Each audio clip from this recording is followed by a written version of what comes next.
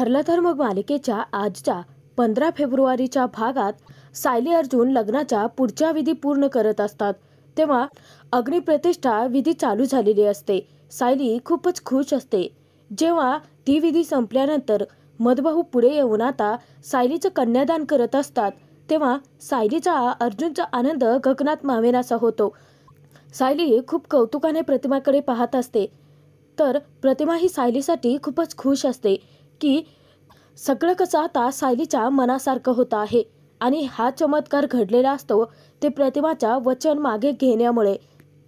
मधुभाऊनी आता कन्यादानाची विधी पूर्ण करत सायलीचा हात अर्जुनच्या हाती दिलेला असतो व त्यांच्या सुखी संसारासाठी त्यांनी आशीर्वाद अगदी भरभरूनही दिलेले असतात।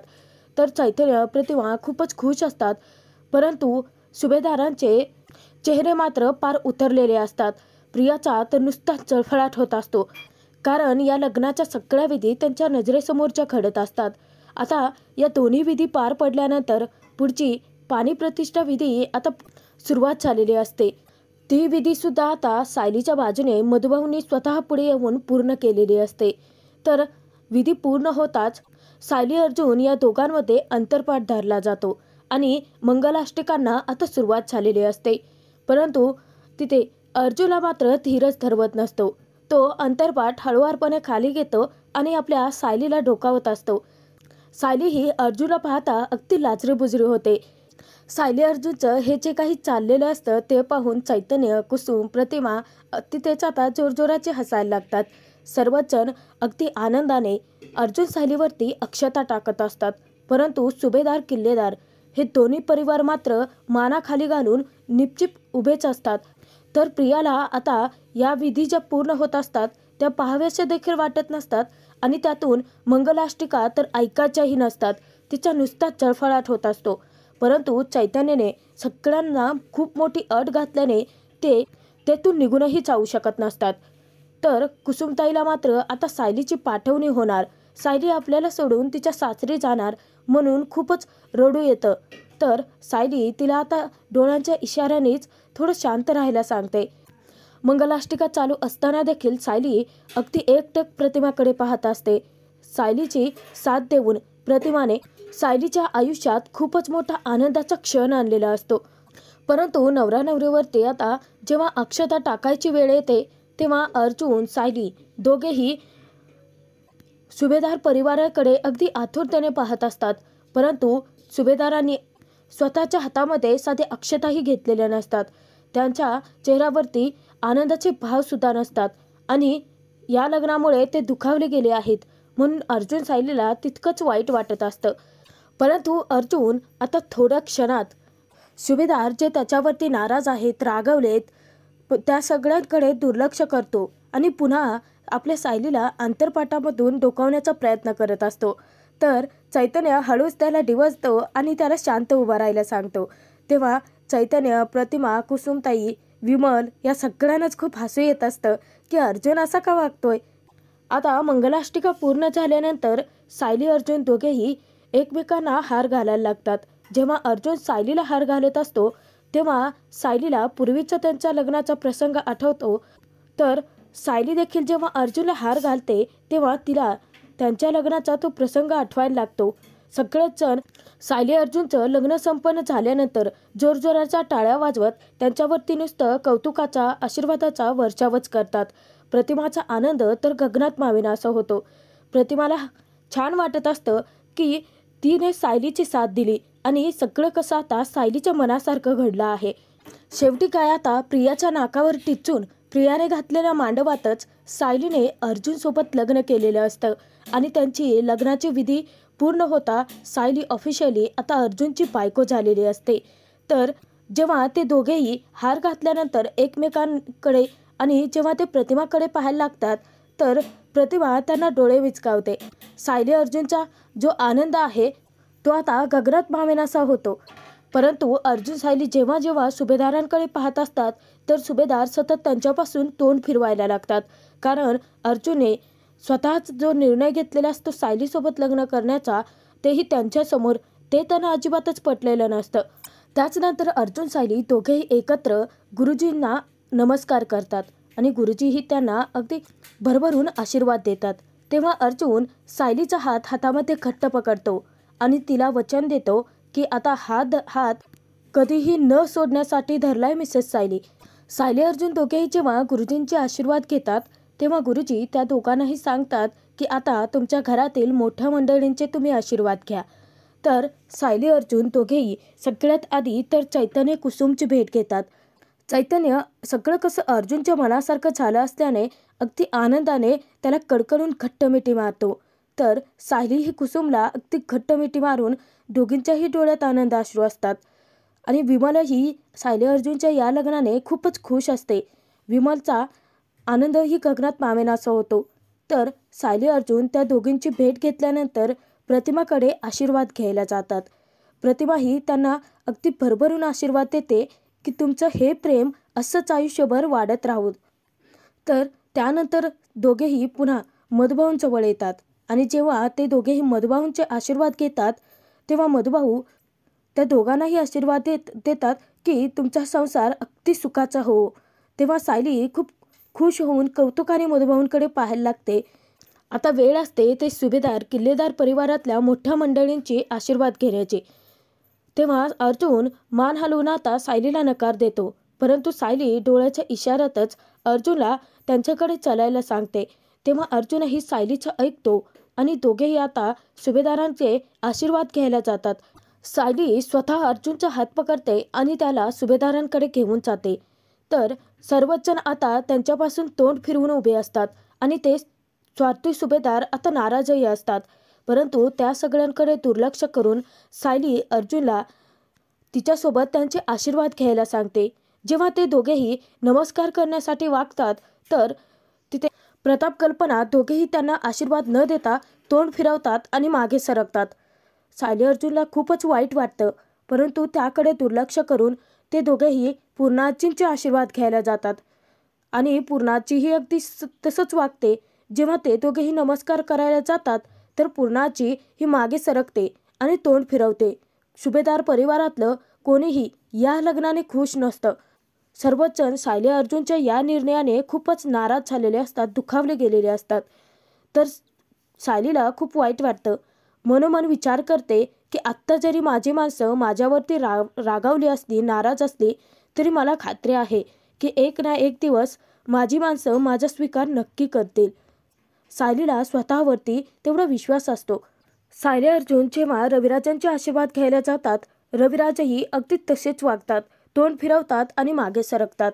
परंतु रविराजांच्या मनात आता अर्जुन सायलीविषयीचा राग जास्तच भरलेला असतो. चिडलेले रविराज प्रियाला म्हणतात की बस झाला हा तमाशा, इथून पुढे साधं सुभेदारांकडे ढुंकूनही पाहायचं नाही तन्वी, चल इथून. आणि चिडलेले रविराज सायली अर्जुनला आशीर्वाद न देता तसेच रागाने त्या माडवातून प्रियाला घेऊन निघूनच जातात. तेव्हा सुभेदारांना मोठा धक्काच बसतो की त्यांचे रविराज आता त्यांच्यापासून तुटलेले असतात आणि तो धक्का त्यांना सहनच होत नाही. रविराजांना समजावण्यासाठी सर्वच सुभेदार त्यांच्या पाठीमागे धावत जातात. अगदी प्रतिमाही जाते, परंतु जाता जाता प्रतिमा सायली अर्जुनला पुन्हा एकदा सगळं ठीक होईल असं समजावून त्यांच्या डोक्यावरून मायेने हात फिरवत तीही रविराजांना समजावण्यासाठी त्यांच्या मागे निघून जाते. तेव्हा हे दोघे आता खूपच दुखावलेले असतात, दोघेही नाराज होतात. परंतु चैतन्य पटकन पुढे येतो आणि त्या दोघांनाही म्हणतो की सायली अर्जुन चला तिकडे चला, आणि तो त्यांना बाजूला घेऊन येतो. तर सगळ्यात आधी तर त्या दोघांचं लग्न झाल्यामुळे चैतन्य त्यांचं अभिनंदनच करतो. त्यानंतर चैतन्य सायलीचं गुणगान गायला लागतो, तिचं कौतुक करत म्हणतो की सायली वहिनी, बाप रे, मानलं मी तुला. अगं तुमचं लग्न होणं म्हणजे माउंट एव्हरेस्ट चढण्यासारखं होतं, परंतु हे सगळं तू कसं जमवून आणलंस ना. चैतन्य अगदी तोंड भरून सायलीचं कौतुक करत असतो. तर चैतन्य म्हणतो की ते सगळं जाऊ देत, परंतु आता इथून पुढे कायमचं राहणार आहे. तेव्हा कुसुमताई चैतन्याला साथ देत म्हणते की #साजून, आणि ते सर्वच जण जोरजोराचे हसायला लागतात. तर सर्वांच्या डोळ्यात आता आनंदाश्रू दाटून आलेले असतात. तेव्हा आपले अश्रू आवरत कुसुमताई म्हणते की चैतन्य सर, अहो बघताय काय, या दोन्ही नवरा नवरीचे तुम्ही फोटो काढणार नाहीत का. तेव्हा चैतन्य म्हणतो की अरे हो, विसरलोच. आणि चैतन्य तिथे आता सायलीला अर्जुनला दोघांनाही आता वरती उभं राहायला सांगतो आणि दोघांचे वेगवेगळ्या पोजेसमध्ये मस्त असं फोटोशूट करतो। तेव्हा सायली अर्जुन दोघेही खूप खुश असतात, परंतु पुढे आता नक्की काय संकट उभं टाकलंय आणि त्यावरती त्या संकटावर मात करायला, सगळ्या सुभेदारांचं मन जिंकायला सायलीला आता खूप मोठा कठीण संघर्ष हा करावाच लागणार असतो। तर इकडे रात्रीच्या वेळी आता किल्लेदार परिवारामध्ये प्रिया खूपच वेड्यासारखं वागायला लागलेली असते आणि ती सायली अर्जुनच्या लग्नाने अगदी चावताळूनच उठलेली असते। तर तिने जेवढे काही दागदागिने घातलेले असतात ती कसेही काढून आता अस्ताव्यस्त फेकूनच द्यायला लागते। सर्वच जण तिला समजावण्याचा खूप प्रयत्न करत असतात, परंतु चावताळलेली प्रिया मात्र कोणाचं काहीही ऐकून घेण्याच्या मनस्थितीतच नसते, कारण तिचं एवढं मोठं जे स्वप्न आता पूर्ण होणार असतं ते तर भंगलेलंच असतं आणि त्यातून आता महिपत, नागराज, साक्षी तिचा काय आणि कसा बँड वाजवतील ना सांगता येत नसतो। त्यामुळे प्रिया आणखीनच बिथरलेली असते। तर प्रियाने आता ते सगळे दागदागिने तर काढून फेकूनच दिलेले असतात, परंतु तरीही काही केल्या प्रियाचा रागच शांत होत नसतो। प्रिया आता बुकशेल्फमधलं सगळी पुस्तकं वगैरे तिथे ठेवलेल्या वस्तू, शोपीस सगळं कसं अस्ताव्यस्त इकडे तिकडे फेकून द्यायला लागते। नुसतं घरामध्ये मोठा तमाशा निर्माण केलेला असतो। ती सगळ्या वस्तू आता फोडाफोडी करायला लागते। प्रतिमा प्रियाला अडवण्याचा, समजावण्याचा खूप प्रयत्न करते, परंतु प्रिया उलट प्रतिमालाच दूर ढकलते। तरीही प्रतिमा तिच्या लेकीसाठी तिचा जीव तेवढाच कळवळतो आणि ती प्रियाला पुन्हा पुन्हा थांबवण्याचा प्रयत्न करते। प्रिया पुन्हा पुन्हा तिला ढकलत असते। ती सोफ्यावरती ठेवलेल्या सगळ्या उशा वगैरे सगळं जिकडे तिकडे अस्ताव्यस्त फेकून द्यायला लागते। तर प्रिया आता खूपच रडकुंडीला आलेली असते। तेव्हा रविराज कसंबसं तरी प्रियाला रोखून धरतात आणि प्रियाला शांत करण्याचा प्रयत्न करतात। ते तिला समजावताही की तन्वी, अगं असं का वागतेस तू? अगं हे बघ, तुला ना त्रास होईल। तेव्हा चिडलेली प्रिया म्हणते की होऊ देत त्रास, मग मी काय करायचं आहे बाबा? बाबा मी एवढी वाईट आहे का की माझं लग्न पुन्हा मोडलं? की माझी एक चूक झाली की मी अर्जुनवरती एवढं मनापासून प्रेम केलं? प्रियाचा आता हा इमोशनल ड्रामा चालू झालेला असतो आणि सगळेच जण, किल्लेदार परिवार त्यात अडकतात। खरं तर प्रियाला लग्न मोडल्याबद्दल काही नाही, परंतु भीती मनात यासाठी असते की महिपत तिची आता खांडोळी नक्कीच करेल, कारण महिपतच्या रागाला तिला जे आता सामोरं जावं लागणार असतं। तर चिडलेली प्रिया तिथे उलट रविराजांना म्हणते की मी जगतेच काय, हां मी मेलेलीच बरे, मला मरायचंच आहे, असं म्हणत आता प्रिया रागाने तेथून उठणार। रविराजांनी तिला आता तिचे हात घट्ट पकडून ठेवलेले असतात आणि तिला रोखण्याचा पूर्ण प्रयत्न करतात। तर प्रिया ढसाढसा तिथे रडायला लागते आणि प्रियाची ती अवस्था पाहून प्रतिमा, रविराजही तिच्यासाठी रडायला लागतात। तर रविराज स्वतःला सावरतात आणि प्रियाचं सांत्वन करत तिला आधार देतात की तन्वी, हे बघ, कुठल्याही माणसासाठी आपण स्वतःची अशी अवस्था करून घ्यायची नाही, बस कर बरं आता, हे बघ बाळा, शांत हो, असं म्हणत रविराज प्रियाला आपल्या उराशी कवटाळतात, परंतु प्रिया खूपच ढसाढसा रडायला लागते।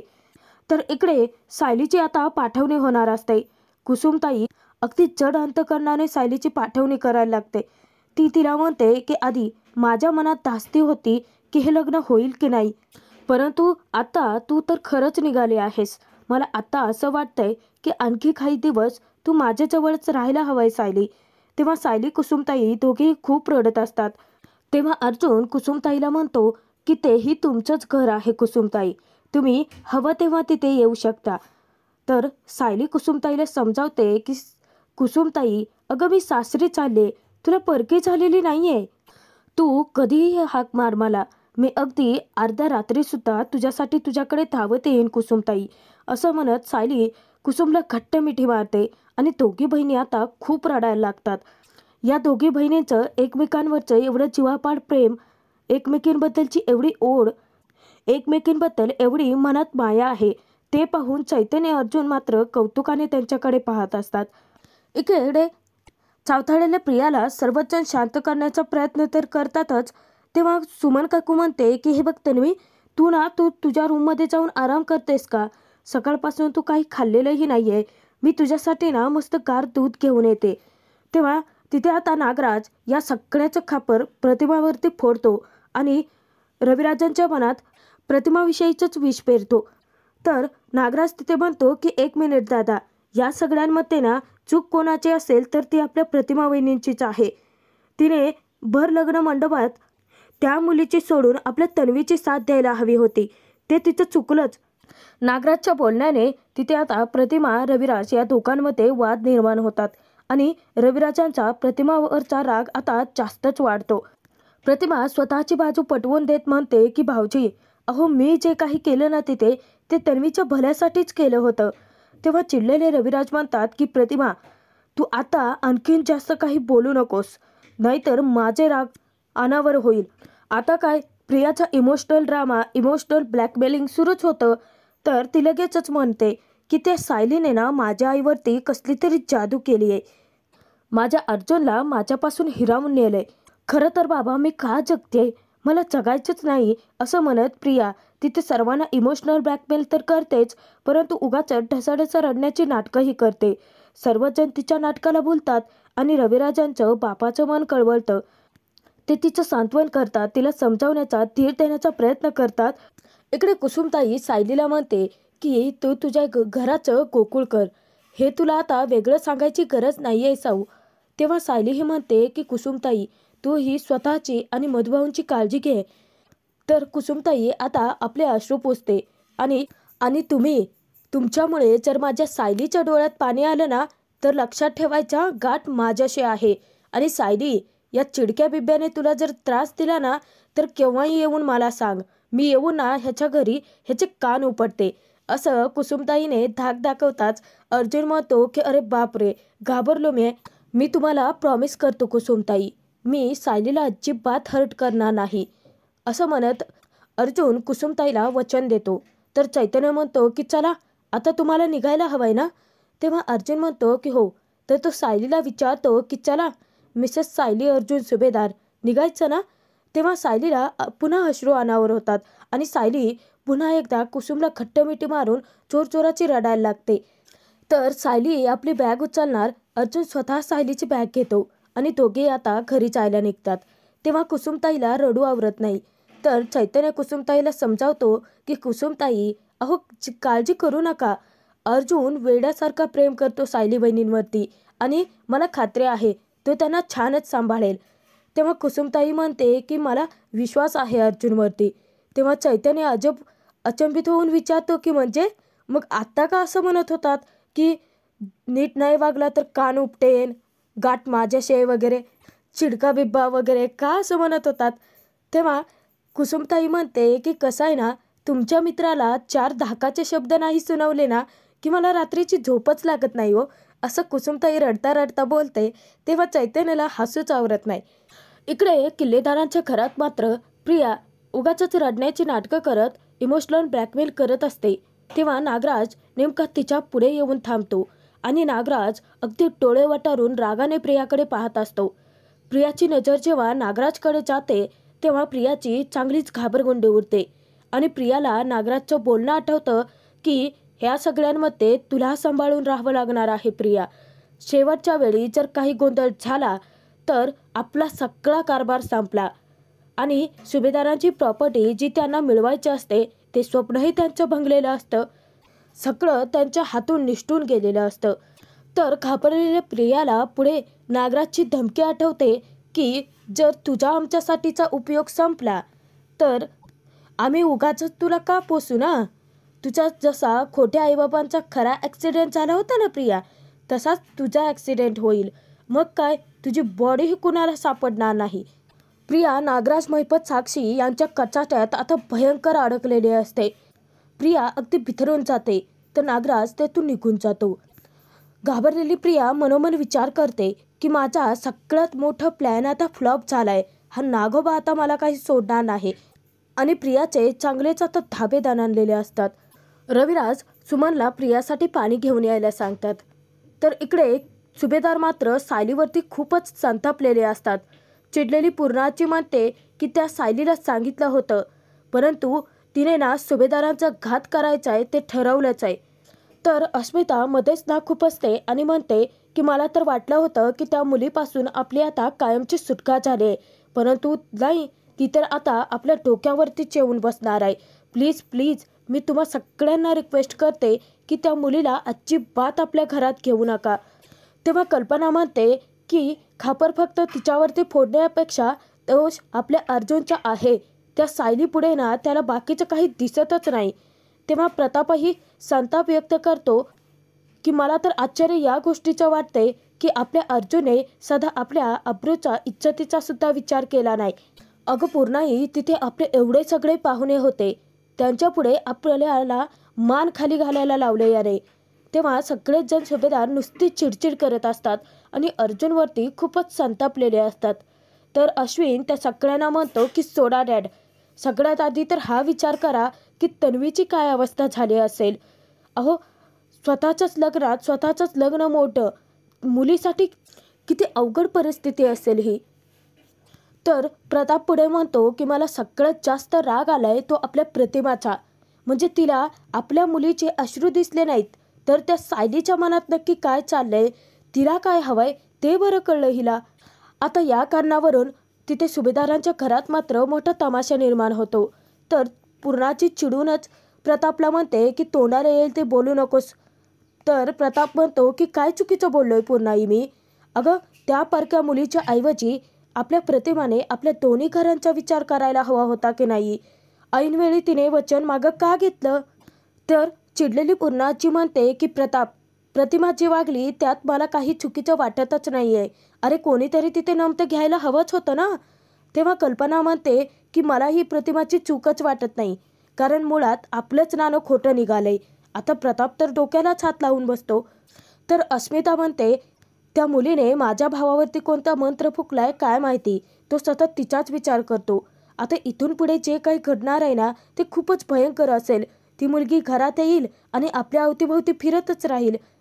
तर अस्मिता अगदी रडकुंडीला आलेली असते. तेव्हा कल्पना तिच्यावरती खेकसते की गप्प बस जरा. तर प्रताप म्हणतो परंतु तुम्ही काहीही म्हणा, मला प्रतिमाचं वागणं अजिबातच पटलेलं नाही आहे. कारण प्रतिमाच्या या चुकीने तिकडे रविराज आणि आपल्यालाही तितकाच त्रास होणार आहे.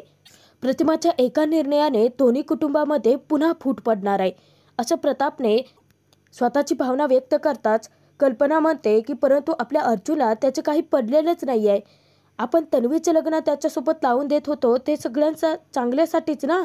आपण आपल्या मुलांवरती संस्कार करायला कुठे कमी पडलो हो, असं म्हणत कल्पनाही आता रडायला लागते. अश्विनला खूपच वाईट वाटतं. तो त्याच्या आईला समजावत म्हणतो की मम्मा, तुम्ही आमच्यावरती चांगलेच संस्कार केले आहेत, परंतु ते संस्कार ना आता दादा विसरलाय. आणि तो ही गोष्टही विसरलाय की तन्वी त्याची लहानपणीची मैत्रीण आहे आणि दादा आता त्याच्या बायकोमध्येच हरवून बसला असेल. तन्वीचा साधा डोक्यात विचारही नसेल त्याच्या, असं अश्विने म्हणताच सर्व सुभेदार आणखीनच चिडतात. तर ड्रामेबाज प्रिया रविराजांना म्हणते की इतकं काय मागितलं होतं हो, मी तर अर्जुनसोबतचा सुखी संसार आणि त्याचं थोडंसं प्रेमच तर मागितलं होतं ना. बाबा, मला तर जगावंसंच वाटत नाहीये, असं प्रियाने म्हणताच प्रतिमाचा जीव कळवळतो आणि प्रतिमा प्रियाला म्हणते की तन्वी, असं नको ना गं बोलूस. तेव्हा चिडलेले रविराज प्रतिमालाच ऐकवतात की ही काळजी तुला लग्न मंडपात नाही दाखवता आली. आपल्या मुलीला तेवढा त्रास होत होता तेव्हा आपल्या मुलीची बाजू घेता नाही का आली तुला. साधा तिचा विचारही करावासा नाही वाटला. तेव्हा प्रतिमा त्यांना समजावते की अहो, मी तन्वीचाच विचार करून हा निर्णय घेतलाय. मी हेच म्हणेन रविराज की मी माझ्या मुलीचाच विचार केला, कारण आपली तन्वी आता एक दिवस रडेल, एक आठवडा, एक महिना रडेल, परंतु अर्जुनसोबत लग्न जर झालं असताना तर आयुष्यभर तिला रडतच बसावं लागलं असतं. तेव्हा सुमन म्हणते की भाऊजी, आता जे झालंय गेलंय त्याचा दोष आपण कोणालाही का देतोय. आपल्याला तर हे आता बघावं लागेल की आपण तन्वीला कसं सावरू शकतो. तेव्हा प्रतिमा मोठ्या विश्वासाने म्हणते की सावरेल ना ती. अहो, ती नक्की सावरेल आणि पूर्णाईचं सुद्धा हेच म्हणणं होतं ना, असं प्रतिमाने म्हणताच रविराजांचा नुसता संताप होतो आणि रविराज प्रतिमालाच म्हणतात त्या बाईचं नाव सुद्धा काढायचं नाही, कारण सुभेदार माझ्यासाठी मेले आणि सुभेदारांसाठी आता मी केव्हाचाच मेलोय. हा रविराजांचा निर्णय ऐकून सुमन प्रतिमाच्या पायाखालची जमीनच हादरते. अन्नपूर्णा सुभेदारांच्या नावाने मी अंघोळ केले असं समजा, असं रविराजांनी म्हणताच प्रियालाही तितकाच जबरदस्त धक्का बसतो. तर इकडे सायली अर्जुन दोघेही जेव्हा घरी यायला निघालेले असतात तेव्हा सायली अर्जुनला अर्जुन सर असे हाक मारते अर्जुन मुद्दाम तिच्याकडे दुर्लक्ष करतो. तेव्हा सायली पुन्हा पुन्हा त्याला हाक मारते. अर्जुन तिच्याकडे साधं ढुंकूनही पाहत नाही. सायली विचारते की तुम्ही मुद्दाम माझ्याकडे दुर्लक्ष करताय का? तेव्हा अर्जुनही म्हणतो की हो, कारण अर्जुन सर नावाचं इथे कोणीच नाही आहे. तेव्हा सायली म्हणते की मग तुम्ही कोण आहात? तेव्हा अर्जुन म्हणतो की तुम्हीच सांगा मी कोण आहे. पुन्हा सायलीच्या लक्षात येतं की अर्जुनला नक्की काय ऐकायचं आहे आणि सायली मुद्दामच अहो अशी हाक मारते. तेव्हा अर्जुन अगदी पागळतो आणि त्याच्या लक्षातच नाही की त्याने गाडीचा स्पीड वाढवलेला आहे.